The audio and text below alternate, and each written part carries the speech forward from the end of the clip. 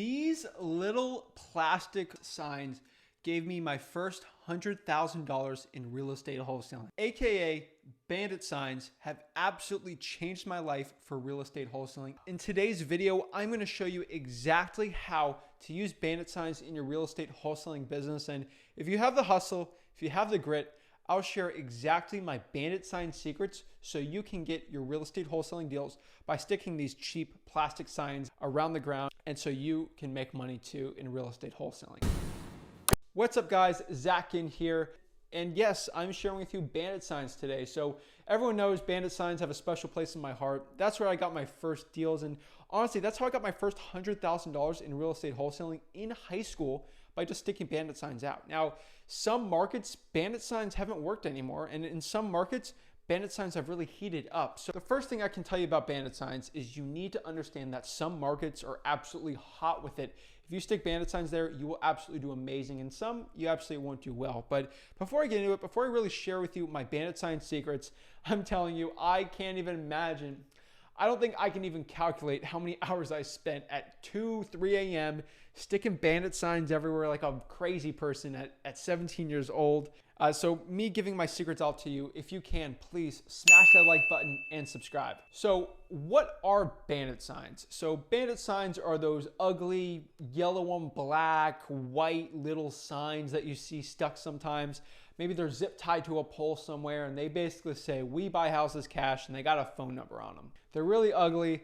Most citizens in your city probably don't like them, but those things are money-making machines. So yes, Bandit signs are really not talked about. They're really not that sexy anymore, and not a lot of people talk about them. And honestly, they still make money. We still make money from Bandit signs. And honestly, I want to give you some of my secrets because I feel like I haven't done any Bandit sign videos, and I feel like I owe it to the people. So Bandit signs are those ugly signs. The point of these signs is to get a motivated seller to see it and call you. The reason why I absolutely love Bandit signs so much is it gives you the benefits and power of direct mail without the cost of it.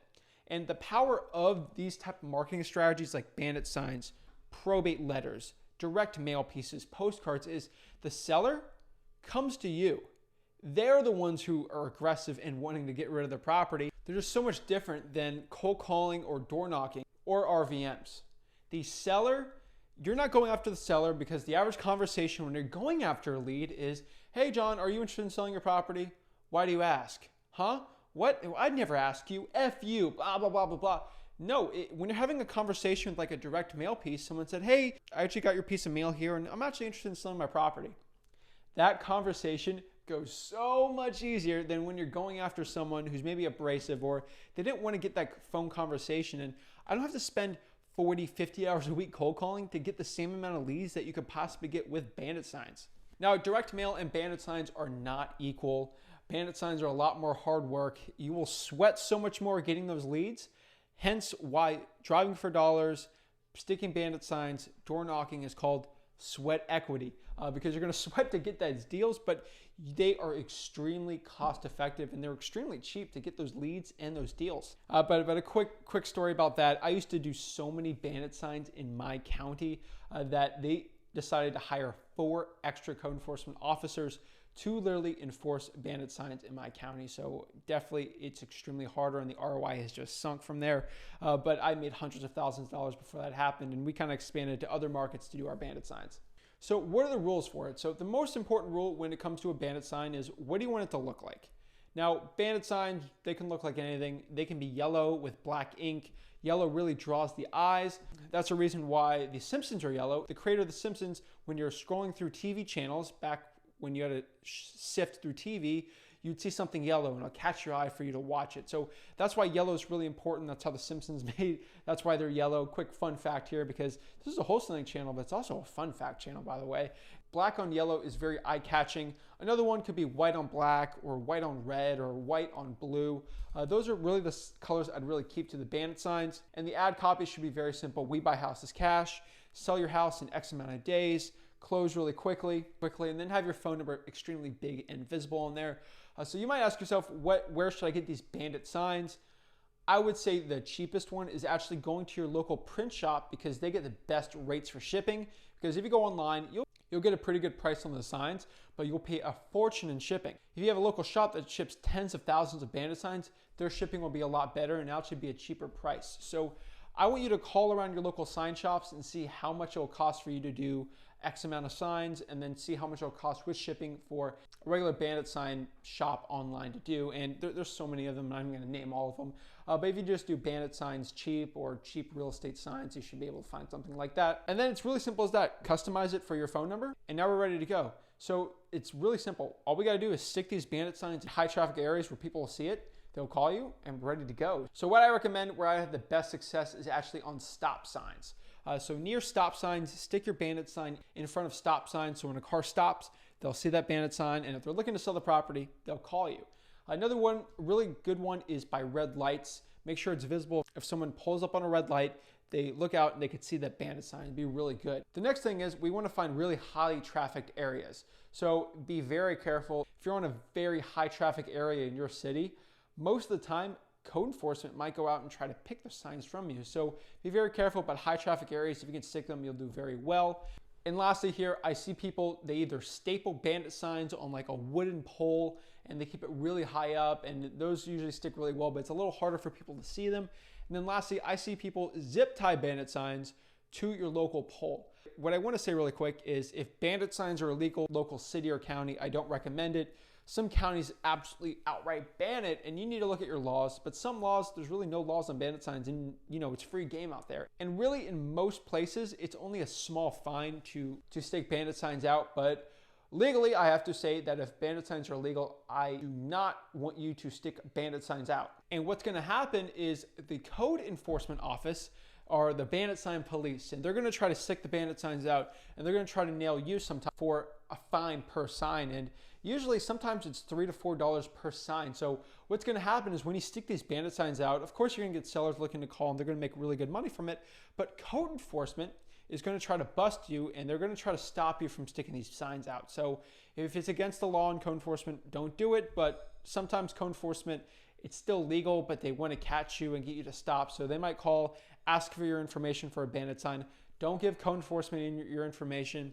Be very careful with your sellers when you're answering phone calls with Bandit signs, because they could be code enforcement in disguise trying to steal your information. So if you qualify the seller, you check out the person calling you is actually the owner of the address, you should do very fine. But code enforcement will threaten you with $3 per sign. If you have 100 signs, they want to fine you $3,000. And honestly, if you don't give them your information, you should be fine. But again, if it's against the law, don't do it. I don't recommend it. I don't recommend breaking the law at all. Only in places that this is legal.